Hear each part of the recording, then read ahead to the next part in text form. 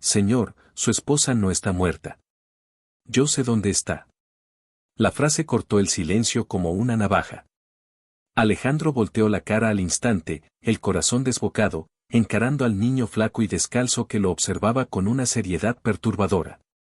Todavía estaba hincado frente a la lápida de Valeria, 6 meses después del accidente, intentando aceptar que nunca más la vería. Pero ahora, ese chamaco, sucio, hambriento y con ojos que parecían conocer verdades que nadie debería cargar, decía que ella seguía viva. Alejandro tragó saliva, dividido entre la esperanza y el miedo. Si me da de comer, yo lo llevo hasta ella. Y todo dentro de él cambió en ese instante. Alejandro Ramírez había construido su imperio desde cero. Era de esos hombres que nunca se detenían, siempre con la agenda llena, siempre resolviendo algo. Pero desde aquel febrero gris en que Valeria murió en ese choque en la carretera a Cuernavaca, algo dentro de él se apagó por completo. Las reuniones de negocio seguían, los contratos se firmaban, pero ya no había vida en sus ojos. Valeria había sido su compañera de toda la vida, la única persona que lo entendía de verdad. Sin ella, el dinero no valía nada. Las mansiones, los autos, todo se sentía vacío. Entonces, todas las mañanas de sábado, sin falta, Alejandro manejaba hasta el Panteón de San Ángel, se arrodillaba frente a la tumba de su esposa y hablaba con ella como si todavía estuviera ahí. Le contaba sobre su día, sobre lo mucho que la extrañaba, sobre cómo seguía sin encontrarle sentido a nada. Era su único refugio, el único lugar donde podía ser vulnerable. Ese sábado no fue diferente. El cielo estaba nublado, amenazando con lluvia, y el panteón estaba casi vacío. Alejandro llegó temprano, como siempre, con un ramo de girasoles, los favoritos de Valeria, y una botella de agua para limpiar la lápida. Se arrodilló despacio, sintiendo el peso de los meses acumulados en sus rodillas, y comenzó a hablar en voz baja. Mi amor, ya van 6 meses y sigo sin poder dormir bien. Anoche soñé contigo otra vez. Estábamos en Oaxaca, ¿te acuerdas? En ese hotel donde nos quedamos en nuestra luna de miel. Su voz se quebró un poco al final. No podía evitarlo. Por más que intentaba ser fuerte, ahí, frente a esa lápida fría, todo su dolor salía sin filtro. Pasó los dedos por las letras grabadas en el mármol, Valeria Ramírez, amada esposa. Y sintió otra vez ese vacío insoportable que lo acompañaba desde aquella llamada del hospital. Fue entonces cuando escuchó esos pasos descalzos detrás de él. Pasos suaves, casi imperceptibles, pero que se detuvieron justo a su espalda. Alejandro no volteó de inmediato. Pensó que tal vez era el cuidador del panteón o alguna señora que pasaba de largo. Pero entonces llegó esa voz delgada, temblorosa, pero llena de urgencia: Señor, su esposa no está muerta. Alejandro se paralizó. El aire pareció detenerse por completo. Lentamente, muy lentamente, giró la cabeza. Y ahí estaba, un niño de no más de 10 años, flaco como un fideo, con la ropa rasgada y los pies llenos de tierra. Sus ojos cafés lo miraban con una intensidad que no era normal en un chamaco de esa edad. ¿Qué dijiste?, preguntó Alejandro con la voz ronca, sin poder creerlo. El niño dio un paso al frente, sin bajar la mirada. Yo sé dónde está. Pero tengo hambre. Si me da de comer, lo llevo con ella. Y en ese momento, todo dentro de Alejandro tembló entre la furia, la confusión y algo que no se atrevía a nombrar: esperanza. Alejandro se puso de pie de un jalón, con el corazón martillándole en el pecho. La rabia y la confusión se mezclaban con algo que no quería admitir, una esperanza ridícula, imposible, pero que ya había echado raíces en su mente. ¿Quién te mandó? ¿Quién te pagó para venir a decirme esto?, preguntó con la voz dura, casi gritando. El niño no retrocedió. Se quedó ahí parado, mirándolo fijamente, con esa calma extraña que solo tienen las personas que ya no tienen nada que perder. Nadie me mandó, señor. Yo la vi. Se parece igualita a la foto de esa lápida. Alejandro sintió que las piernas le temblaban. ¿Cómo podía ser posible? Valeria había muerto. Él mismo identificó el cuerpo en el hospital. Vio su rostro pálido, sus manos frías. Fue a su funeral. La enterró. Pero algo en la mirada de ese chamaco lo desconcertaba por completo. No parecía estar mintiendo. No parecía estar jugando. Parecía asustado. Como si él también supiera que lo que estaba diciendo sonaba una locura. Mira, chamaco, no sé qué estás buscando, pero esto no es gracioso, dijo Alejandro, tratando de controlar el temblor en su voz. Mi esposa murió hace 6 meses. La enterré aquí. No sé qué viste ni quién te convenció de venir a molestarme, pero... El niño lo interrumpió, levantando la mano como si fuera un adulto cansado de explicar lo mismo 1000 veces. Señor, yo no estoy jugando. Yo vivo en las calles. No tengo familia. Duermo donde puedo. Y hace como 3 semanas, estaba buscando algo de comer cerca del terminal de Tasqueña y vi a una señora vendiendo tacos. Me le quedé viendo porque me recordó a alguien, y luego me acordé, se parece a la señora de esta foto. Sacó de su bolsillo roto un pedazo de papel arrugado. Era un recorte viejo de periódico, de esos que publican esquelas. Ahí estaba la foto de Valeria. Alejandro lo reconoció al instante. Era la misma imagen que habían usado para el funeral. Alejandro agarró el papel con manos temblorosas. ¿De dónde sacaste esto? Su voz ya no sonaba enojada. Sonaba rota. El niño se encogió de hombros. Lo encontré tirado cerca de aquí hace unos días. Me llamó la atención porque la señora de la foto se parece un montón a la de los tacos. Pensé que tal vez era su hermana o algo así. Pero luego vine y vi su nombre en la tumba. Y pensé, si usted viene aquí todos los sábados, es porque la extraña mucho. Y si ella está viva, usted va a querer saberlo.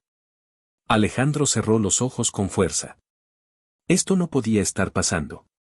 Era demasiado absurdo. Demasiado cruel. Pero al mismo tiempo, ¿y si había aunque fuera una posibilidad mínima de que fuera cierto? Está bien, dijo finalmente, con la voz apenas audible. Te voy a dar de comer. Y me vas a llevar a donde sea que viste a esa mujer. Pero si me estás mintiendo. El niño negó con la cabeza, serio. No le estoy mintiendo, señor. Se lo juro por mi mamá, que en paz descanse. Y algo en esa frase hizo que Alejandro le creyera. Caminaron juntos hasta el estacionamiento del panteón. Alejandro observaba al chamaco de reojo mientras abría la puerta de su camioneta BMW negra. El niño se quedó parado afuera, mirando el vehículo como si fuera una nave espacial. Súbete, le dijo Alejandro, pero el niño dudó. Voy a ensuciar sus asientos, señor. Traigo los pies bien sucios. Alejandro sintió algo quebrarse dentro de su pecho. Este niño, que apenas tenía para comer, estaba preocupado por ensuciar un carro. No importa. Súbete. El chamaco obedeció, sentándose en la orilla del asiento, tratando de ocupar el menor espacio posible. Alejandro arrancó la camioneta y comenzó a manejar en silencio. Pero mientras avanzaban por las calles de la Ciudad de México, no podía dejar de pensar en lo absurdo de todo esto. Estaba siguiendo a un niño desconocido, sin hogar, que le decía que su esposa muerta estaba vendiendo tacos en algún lugar. Si alguien se enteraba de esto, pensarían que se había vuelto loco. ¿Cómo te llamas?, preguntó Alejandro después de un rato, rompiendo el silencio. Diego, señor. ¿Y tus papás? Diego bajó la mirada. Mi mamá murió cuando yo tenía como 6 años. No conocí a mi papá. Después de eso, estuve en un albergue un rato, pero me salí porque ahí me pegaban. Desde entonces ando en la calle. Alejandro apretó el volante con más fuerza. ¿Cómo era posible que un niño tan chico estuviera solo en el mundo? ¿Y dónde duermes? Diego se encogió de hombros, como si fuera lo más normal del mundo. Donde pueda. A veces en las estaciones del metro cuando hace frío. A veces en las banquitas de los parques. A veces me dejan quedarme en la parte de atrás de algún puesto del mercado si ayudo a cargar cosas. Su voz era tan natural, tan resignada, que dolía escucharla. Este chamaco había normalizado una vida que ningún niño debería vivir. Alejandro sintió una rabia enorme. No contra Diego, sino contra el mundo. Contra un sistema que permitía que niños como él durmieran en la calle, que pasaran hambre, que no tuvieran a nadie. Diego, después de que me lleves a donde dijiste, vamos a hablar tú y yo, ¿va? Porque esto no está bien. No puedes seguir viviendo así. Diego lo miró con desconfianza, como si hubiera escuchado promesas vacías 1000 veces antes. No se preocupe, señor. Ya estoy acostumbrado. Pero Alejandro negó con la cabeza. No. Nadie debería acostumbrarse a esto. Algo en su tono hizo que Diego lo mirara diferente. Como si, por primera vez en mucho tiempo, alguien realmente le estuviera viendo. No con lástima. No con indiferencia. Sino con algo parecido a la indignación genuina. Y eso, de alguna forma extraña, le dio un poco de esperanza al niño. Tal vez este señor sí era diferente. Tal vez esta vez sí le cumplirían. Pero Diego ya había aprendido a no ilusionarse demasiado. Así que solo asintió en silencio y señaló hacia adelante. Doble aquí a la izquierda, señor. Ya casi llegamos. El tráfico estaba pesado, como siempre en esa zona de la ciudad. Alejandro seguía las indicaciones de Diego, serpenteando entre camiones, microbuses y vendedores ambulantes que cruzaban las calles sin mirar. Finalmente, después de casi media hora de camino, Diego señaló hacia un puesto de tacos cerca del terminal de Tasqueña. Ahí, señor. Ahí trabaja ella. Alejandro estacionó la camioneta en doble fila, sin importarle nada, y bajó de un salto. Su corazón latía tan fuerte que sentía que iba a explotar. Diego lo siguió de cerca, caminando rápido para alcanzarlo. El puesto era pequeño, con una lona verde descolorida y una parrilla humeante donde se asaban carnes al pastor. Había 2 bancas de plástico y una señora mayor atendiendo a un par de clientes. Pero no era ella. Alejandro miró alrededor, buscando desesperado. ¿Dónde está?, preguntó con urgencia. Diego frunció el ceño. Ayer estaba aquí. Tal vez salió un momento. Alejandro se acercó a la señora que atendía. Disculpe, señora. Aquí trabaja una mujer joven, como de 30 y tantos años, delgada, con cabello castaño largo. La señora lo miró con recelo, como midiendo si era cliente o problema. Ah, ¿Camila? Sí, aquí trabaja. Ahorita fue a comprar más tortillas. Ya no tarda. Alejandro sintió que el suelo se movía bajo sus pies. Camila. Ese no era el nombre de Valeria. Pero algo en su pecho le decía que esperara. Diego lo jaló de la manga. Señor, ¿me compra unos tacos mientras esperamos? Tengo mucha hambre. Alejandro asintió distraído y pidió una orden grande de tacos para el niño. Diego se sentó en una de las bancas y comenzó a devorarlos como si no hubiera comido en días. Probablemente no lo había hecho. Alejandro, en cambio, no podía ni pensar en comer. Solo miraba hacia la calle, esperando. Y entonces, la vio. Caminaba hacia el puesto con 2 bolsas de tortillas colgando de sus brazos. Vestía unos jeans desgastados, una playera blanca manchada de grasa y un delantal azul. Su cabello castaño estaba amarrado en una cola de caballo. ¿Y su rostro? Dios santo, su rostro. Alejandro sintió que el aire se le escapaba de los pulmones. Era idéntica a Valeria. No similar. No parecida. Idéntica. Los mismos ojos almendrados, la misma nariz pequeña, la misma forma de la boca. Las mismas historias reales que uno piensa que solo existen en las películas estaban frente a él, desafiando toda lógica. Alejandro dio un paso al frente, tembloroso, con los ojos llenos de lágrimas. Valeria. Su voz salió apenas como un susurro roto. La mujer levantó la mirada, confundida, y lo vio. Por un segundo, sus ojos se encontraron. Y en ese instante, Alejandro supo que algo estaba a punto de cambiar para siempre. Camila dejó caer una de las bolsas de tortillas. Algunas rodaron por el suelo sucio, pero ella ni siquiera las miró. Se quedó paralizada, con los ojos fijos en Alejandro, como si hubiera visto un fantasma. ¿Quién es usted?, preguntó con voz temblorosa. Alejandro no podía dejar de mirarla. Cada detalle de su rostro era un eco doloroso de Valeria. La forma en que fruncía el ceño cuando estaba confundida, el pequeño lunar cerca de su oreja izquierda, hasta la manera en que ladeaba ligeramente la cabeza al hablar. Lo siento, es que usted se parece muchísimo a alguien que yo conocía, dijo Alejandro, tratando de controlar el temblor en su voz. Camila dio un paso atrás, incómoda. Pues no sé quién sea esa persona, pero yo no la conozco. Su tono era defensivo, como si estuviera acostumbrada a que la gente la mirara raro o le dijera cosas extrañas. Vivir en las calles, trabajar en un puesto de tacos, te enseñaba a desconfiar de los desconocidos, especialmente de los que llegaban en camionetas de lujo. Alejandro se dio cuenta de que la estaba asustando. Por favor, no se vaya. Solo, necesito hacerle unas preguntas. Camila cruzó los brazos. Mire, señor, no sé qué quiere, pero estoy trabajando. Si no va a comprar tacos, mejor déjeme en paz. Pero Alejandro no podía irse. No después de haber visto ese rostro. ¿Usted conoció a sus papás biológicos? La pregunta cayó como una bomba. Camila se quedó en silencio, con la mandíbula apretada. ¿Y eso a usted qué le importa? Alejandro tragó saliva. Mi esposa, ella se llamaba Valeria. Murió hace 6 meses en un accidente. Y usted es idéntica a ella. No me refiero a que se parecen un poco. Me refiero a que eran, físicamente la misma persona. Camila lo miró fijamente, buscando señales de locura o de mentira en sus ojos. Pero solo encontró dolor.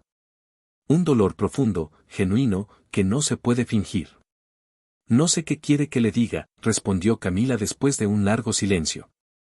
Yo crecí en un orfanato en Puebla. No conocí a mi mamá ni a mi papá. Me dijeron que mi mamá murió cuando yo era bebé y que nunca supieron quién era mi papá. Cuando cumplí 18, me salí del orfanato y me vine para acá a buscar trabajo. Eso es todo. Su voz se quebró un poco al final. Era obvio que hablar de su pasado le dolía. Alejandro sintió una mezcla de emociones tan intensa que casi lo tumbó. ¿Y nunca investigó si tenía hermanos? ¿Familia? Camila soltó una risa amarga. ¿Con qué dinero, señor? Apenas me alcanza para comer. No tengo ni para pagar un cuarto decente. Duermo en un cuartito prestado que me cobra una señora. ¿Cómo voy a andar investigando mi árbol genealógico? Alejandro asintió, entendiendo. Y entonces, con una voz que apenas podía mantener estable, dijo, yo puedo ayudarla. Yo puedo investigar. Porque si usted y Valeria si ustedes tienen alguna relación biológica, necesito saberlo. Necesito entenderlo. Camila lo miró durante un largo rato. Y finalmente, con los ojos brillantes, susurró, ¿usted cree que yo podría ser su hermana? Las semanas que siguieron fueron una montaña rusa emocional para todos. Alejandro contrató a un investigador privado de los mejores de la ciudad, de esos que trabajan con casos forenses y tienen contactos en todas partes. También pagó las pruebas de ADN más avanzadas disponibles. Camila, aunque escéptica al principio, aceptó participar. Total, no tengo nada que perder, había dicho con esa resignación que ya conocía bien. Diego, por su parte, se quedó cerca de Alejandro durante todo el proceso. El empresario no podía simplemente olvidarse del niño después de todo lo que había pasado, así que le compró ropa nueva, le pagó un cuarto en un hotel modesto y le prometió que lo ayudaría. Mientras esperaban los resultados, Alejandro pasaba horas hablando con Camila, conociendo su historia, descubriendo lo dura que había sido su vida. Y entre más la conocía, más se daba cuenta de cuánto se parecía a Valeria, no solo físicamente, sino en pequeños gestos, en la forma de sonreír cuando algo le daba pena. En la manera en que se mordía el labio cuando estaba nerviosa. Cuando los resultados finalmente llegaron, Alejandro los leyó 3 veces antes de poder procesarlos. Valeria y Camila eran hermanas gemelas. Gemelas idénticas. Habían nacido en el mismo hospital, el mismo día, a la misma hora. Pero sus vidas habían tomado caminos completamente opuestos desde el primer día. Según la investigación del detective, su madre biológica era una mujer joven que había muerto poco después del parto debido a complicaciones. El padre nunca apareció. Las autoridades del hospital, por alguna razón que nunca quedó clara, probablemente corrupción o negligencia, registraron a las bebés por separado y las enviaron a lugares distintos. Valeria fue adoptada casi de inmediato por una familia de clase media alta de la Ciudad de México, los Ramírez, que le dieron todo: educación, amor, oportunidades. Camila, en cambio, fue enviada a un orfanato en Puebla, donde pasó toda su infancia y adolescencia sin que nadie la adoptara. Creció sin saber que tenía una hermana. Sin saber que en algún lugar del mundo existía alguien idéntico a ella, viviendo una vida completamente diferente. Alejandro le mostró los resultados a Camila en persona. Se reunieron en una cafetería tranquila, lejos del bullicio del terminal. Cuando ella leyó los papeles, sus manos comenzaron a temblar. Entonces, yo tenía una hermana. Y ella tuvo toda la vida que yo no tuve. Su voz estaba cargada de una mezcla de tristeza, rabia y algo parecido al alivio. Porque al menos ahora sabía. Al menos ahora tenía respuestas. Alejandro asintió, con los ojos llenos de lágrimas. Valeria nunca supo de ti. Te lo juro. Si hubiera sabido, ella te habría buscado. Era así. Era buena. Habría movido cielo y tierra para encontrarte. Camila se limpió las lágrimas con el dorso de la mano. No es justo. No es justo que ella haya tenido todo y yo nada. No es justo que ahora que sé que tenía una hermana, ya no pueda conocerla. Alejandro extendió la mano y la puso sobre la de Camila. Pero yo la conocí. Y puedo contarte todo sobre ella. Puedo mostrarte fotos, videos, cartas. Puedo ayudarte a conocerla, aunque ya no esté aquí. Y en ese momento, algo comenzó a sanar en ambos. Alejandro no podía quedarse de brazos cruzados. Sentía que era su responsabilidad ayudar a Camila, no solo porque era la hermana de Valeria, sino porque era lo correcto. Lo primero que hizo fue pagar todas las deudas que Camila tenía acumuladas, la renta atrasada del cuartito donde vivía, un préstamo que había sacado con un prestamista del mercado que le cobraba intereses abusivos. Y hasta una multa de tránsito que arrastraba desde hacía meses.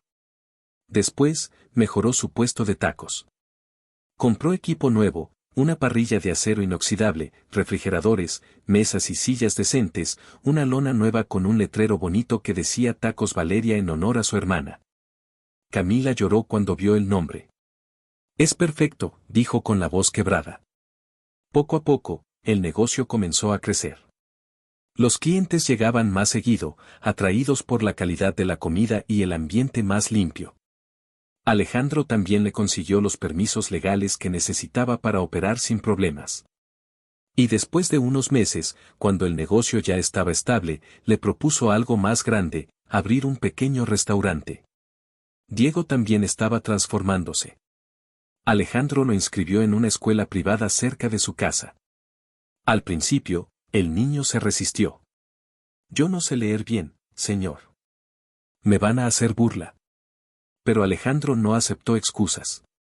Le consiguió tutores, le compró uniformes, libros, mochilas.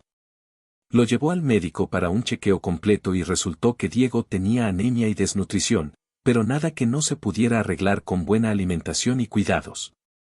También le rentó un departamento pequeño pero digno, amueblado y limpio, donde Diego podía vivir bajo la supervisión de una señora mayor que Alejandro contrató como tutora y cuidadora. El niño, que había pasado años durmiendo en las calles, ahora tenía una cama propia, una mesa para hacer la tarea, y 3 comidas al día. Al principio, Diego no podía creerlo. Pensaba que en cualquier momento todo iba a desaparecer, que iba a despertar y seguir en la calle.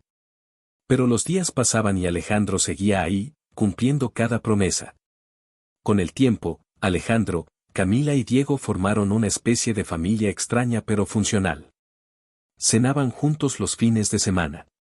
Alejandro le contaba a Camila historias emocionantes sobre Valeria, cómo se conocieron en la universidad, cómo era su risa, sus manías, sus sueños. Camila escuchaba con atención, absorbiendo cada detalle, construyendo en su mente la imagen de la hermana que nunca conoció. Y Diego, por su parte, comenzó a abrirse emocionalmente. Ya no era el niño desconfiado y callado que Alejandro conoció en el panteón. Ahora sonreía, hacía preguntas, soñaba con ser ingeniero. Quiero construir casas para niños como yo, señor. Para que nadie tenga que dormir en la calle, le dijo una noche. Alejandro sintió que el pecho se le llenaba de orgullo. Pero también había algo más creciendo en su interior, algo que lo hacía sentir culpable y confundido, estaba desarrollando sentimientos por Camila. Y no sabía qué hacer con eso. Al principio, Alejandro trató de negarlo. Se decía a sí mismo que solo era gratitud, que solo estaba proyectando su amor por Valeria en su hermana gemela. Pero no era eso. No era solo el parecido físico. Era la forma en que Camila hablaba con los clientes en su puesto, siempre amable aunque estuviera cansada. Era su risa cuando Diego contaba chistes malos. Era su determinación para salir adelante, su fuerza a pesar de todo lo que había sufrido. Era ella. Camila como persona, no como copia de Valeria. Y eso lo asustaba. ¿Cómo podía estar sintiendo esto? ¿Cómo podía estar traicionando la memoria de su esposa de esta manera? Una noche, después de cenar en casa de Alejandro, Camila se quedó hasta tarde ayudándolo a organizar unas fotos viejas de Valeria. Estaban sentados en el suelo de la sala, rodeados de álbumes y cajas. Ella era hermosa, dijo Camila mirando una foto de Valeria en su boda. Nosotras éramos idénticas, pero ella se ve feliz. Radiante. Alejandro asintió. Lo era. Siempre lo fue. Hubo un silencio largo. Y entonces Camila preguntó algo que Alejandro no esperaba, ¿usted está bien? Digo, de verdad. Porque ha hecho mucho por mí y por Diego, pero nunca habla de cómo se siente usted. Alejandro se quedó callado, sin saber qué decir. Nadie le había preguntado eso en meses. No lo sé, admitió finalmente. Hay días en que me siento bien, como que estoy avanzando.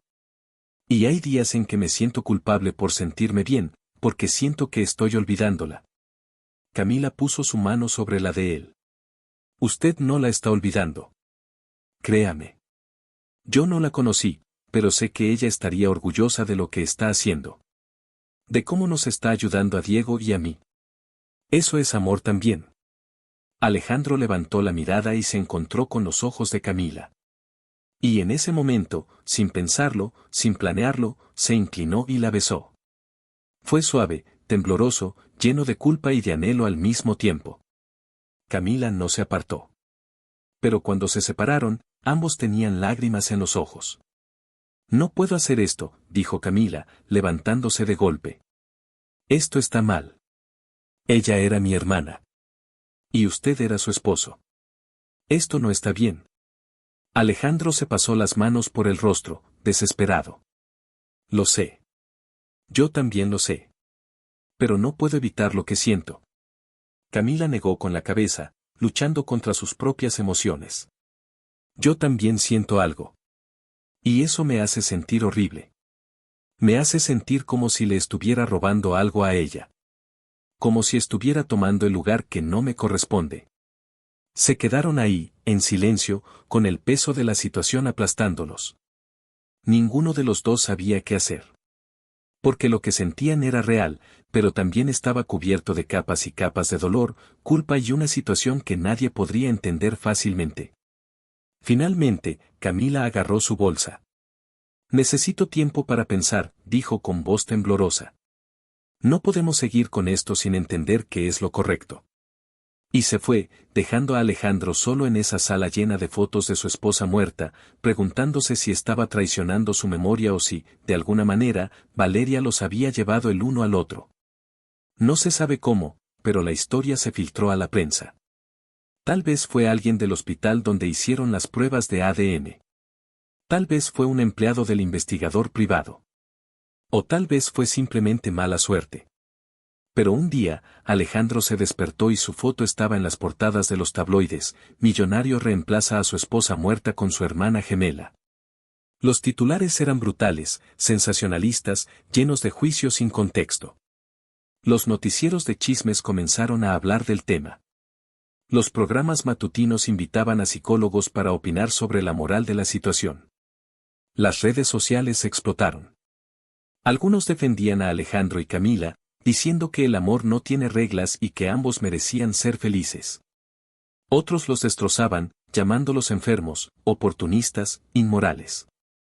Decían que Camila solo estaba con Alejandro por dinero. Que Alejandro estaba tratando de reemplazar a Valeria porque no podía superar su muerte. Que todo era una falta de respeto enorme hacia la memoria de la difunta. La presión mediática fue insoportable. La familia adoptiva de Valeria, que había apoyado a Alejandro durante todo el duelo, cortó toda comunicación con él. Su suegra le dejó un mensaje de voz desgarrador: ¿cómo pudiste hacerle esto a mi hija? ¿Cómo pudiste reemplazarla así? Ella apenas lleva muerta unos meses y tú ya estás con alguien que se parece a ella. Es enfermizo, Alejandro. Es enfermizo y no quiero volver a saber de ti. Alejandro escuchó el mensaje 3 veces, cada vez sintiéndose más destrozado. No podía culparla. Desde afuera, todo se veía horrible. Pero ellos no sabían. No sabían lo que él y Camila habían vivido. No sabían las noches en que ambos lloraban juntos, hablando de Valeria, honrando su memoria. No sabían que su conexión no era una traición, sino algo que ninguno de los dos había buscado pero que simplemente había sucedido. Camila también estaba sufriendo el acoso. La seguían reporteros hasta su puesto de tacos. Le gritaban preguntas invasivas. Sus vecinos comenzaron a murmurar. Algunos clientes dejaron de ir a comprarle, diciendo que no querían apoyar a una mujer sin moral. Una noche, después de que un grupo de reporteros literalmente rodeara su negocio, Camila llegó a casa de Alejandro llorando. Diego estaba ahí también, asustado porque en su escuela algunos compañeros ya habían escuchado la historia y comenzaban a molestarlo. No puedo más, dijo Camila, colapsando en el sofá. No puedo con esto. Tal vez deberíamos separarnos. Dejar de vernos. Olvidar todo esto. Pero Alejandro negó con la cabeza, con una determinación que no sentía desde antes de la muerte de Valeria. No. No vamos a dejar que nos destruyan. No hicimos nada malo. Nos encontramos en el momento más difícil de nuestras vidas y nos dimos apoyo. Nos enamoramos. Y no vamos a pedir perdón por eso. Miró a Camila y luego a Diego. Vámonos. Vámonos de aquí. Empecemos de nuevo en otro lugar, donde nadie nos conozca, donde podamos vivir en paz. Camila lo miró con los ojos llenos de lágrimas. ¿Estás seguro? Alejandro asintió. Más seguro que nunca. Ustedes dos son mi familia ahora. Y voy a protegerlos. Y en ese momento, algo se decidió entre los tres. 3 meses después, Alejandro, Camila y Diego estaban en el aeropuerto, con sus maletas listas y boletos de avión en mano. Destino, Lisboa, Portugal. Alejandro había investigado durante semanas y decidió que ese era el lugar perfecto para empezar de cero. Un país hermoso, con buena calidad de vida, lejos del escándalo mediático mexicano. Vendió la mayoría de sus propiedades en México, mantuvo solo algunas inversiones que podía manejar a distancia y liquidó lo necesario para establecerse cómodamente en Europa.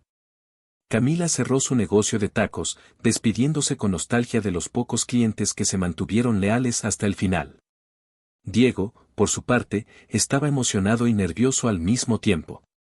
Nunca había salido de la Ciudad de México, mucho menos del país. ¿En Portugal hablan español?, preguntó en el taxi camino al aeropuerto. No, hablan portugués, respondió Alejandro. Pero es parecido. Y vamos a aprender juntos. Diego sonrió. Esa palabra, juntos, ahora significaba mucho para él. Significaba familia. El viaje fue largo, con escala en Madrid. Pero cuando finalmente aterrizaron en Lisboa y salieron del aeropuerto, el aire fresco del Atlántico los recibió como un abrazo. Alejandro había rentado un departamento amplio en el barrio de Alfama, con vista al río Tejo, en un edificio antiguo pero encantador. Los primeros meses fueron de adaptación. Diego entró a una escuela internacional donde podía aprender portugués e inglés. Al principio le costó, pero el niño tenía una capacidad increíble para adaptarse. Después de todo, había sobrevivido en las calles de una de las ciudades más grandes del mundo. Camila comenzó a tomar clases de cocina profesional. Siempre había sido buena cocinando, pero ahora tenía la oportunidad de formalizarlo, de aprender técnicas, de soñar en grande. Alejandro, por su parte, invirtió en un pequeño restaurante en el centro histórico de la ciudad. No era nada ostentoso, pero tenía personalidad, paredes de azulejos portugueses, mesas de madera, una cocina abierta donde Camila podía crear magia. Le pusieron Valeria. Porque aunque estaban construyendo una nueva vida, nunca iban a olvidar a la mujer que, de alguna manera extraña y hermosa, los había unido a todos. En el restaurante, Camila cocinaba platos que mezclaban la comida mexicana con toques portugueses. Tacos de bacalao, quesadillas con queso da serra, mole con pulpo. Era una fusión que nadie esperaba pero que funcionaba increíblemente bien. Los clientes locales comenzaron a llegar, curiosos al principio, pero regresando después porque la comida era genuina y deliciosa. Las historias reales de superación comenzaron a tejerse naturalmente. Los meseros contaban que Camila había empezado vendiendo tacos en la calle, que Diego había vivido en situación de calle y ahora estudiaba con honores, que Alejandro había perdido a su esposa y encontrado una nueva razón para vivir. No lo hacían buscando lástima, sino porque su historia era parte de la identidad del lugar. Y la gente lo apreciaba. Las noches en Lisboa eran tranquilas, casi mágicas. Después de cerrar el restaurante, los tres caminaban por las calles empedradas de regreso a casa. Diego iba adelante, jugando con un balón de fútbol que Alejandro le había regalado, practicando trucos que aprendía en la escuela. Camila y Alejandro caminaban tomados de la mano, ya sin culpa, ya sin miedo. Habían aprendido que el amor no siempre llega de la forma que uno espera. A veces llega en medio del caos, del dolor, de la pérdida. Y no por eso es menos válido. Una noche, mientras veían el atardecer desde el mirador de Santa Lucía, Camila le dijo a Alejandro, ¿crees que ella nos está viendo? ¿Crees que Valeria sabe que estamos bien? Alejandro apretó su mano. Estoy seguro. Y estoy seguro de que está feliz. Porque si algo sé de Valeria es que ella siempre quiso que yo fuera feliz. Y tú eres parte de ella. Eres su hermana. Eres su legado. Camila sonrió, con los ojos brillantes. Diego se les acercó corriendo, sin aliento, con el balón bajo el brazo. Oigan. ¿Sabían que en mi clase hay un niño que también es de México? Se llama Santiago. Dice que sus papás también se vinieron para acá buscando una vida mejor. Alejandro revolvió el cabello de Diego con cariño. Así es, campeón. A veces hay que irse lejos para encontrar lo que uno necesita. Diego asintió, pensativo. Yo creo que encontramos más que eso. Encontramos una familia. Y tenía razón. Contra todo pronóstico, contra todos los juicios, contra todas las probabilidades, habían construido algo hermoso. No era perfecto. No era convencional. Pero era real. Era suyo. Y eso era suficiente. Alejandro miró hacia el horizonte, donde el sol se hundía lentamente en el océano, pintando el cielo de naranjas y rosas. Y por primera vez en mucho tiempo, sintió paz. Valeria siempre estaría en su corazón. Pero ahora también había espacio para Camila, para Diego, para esta nueva vida que nunca imaginó pero que estaba agradecido de tener. Entonces, después de escuchar esta historia, déjame preguntarte algo bien directo. ¿Cuántas veces has dejado pasar una oportunidad de cambiar tu vida porque tenías miedo de lo que dirían los demás? ¿Cuántas veces has permitido que la culpa, el qué dirán o las expectativas de otros te detengan de ser feliz? Alejandro pudo haberse quedado paralizado en ese cementerio para siempre, Diego pudo haberse rendido en las calles, Camila pudo haberse conformado con sobrevivir vendiendo tacos el resto de su vida. Pero no lo hicieron. Tomaron decisiones difíciles, enfrentaron el juicio de todo un país y construyeron algo hermoso desde las cenizas del dolor. ¿Y tú, qué estás esperando para tomar esa decisión que sabes que tienes que tomar? ¿Qué te está deteniendo de construir la vida que mereces, aunque nadie más la entienda? La vida es demasiado corta para vivirla según el guión que otros escribieron para ti. Si esta historia te movió algo por dentro, si te hizo reflexionar aunque sea un poquito, hazme un favor, suscríbete al canal y activa la campanita. Porque cada semana traigo historias reales como esta que te van a hacer cuestionar todo lo que creías sobre el amor, la familia y el destino. No te las puedes perder.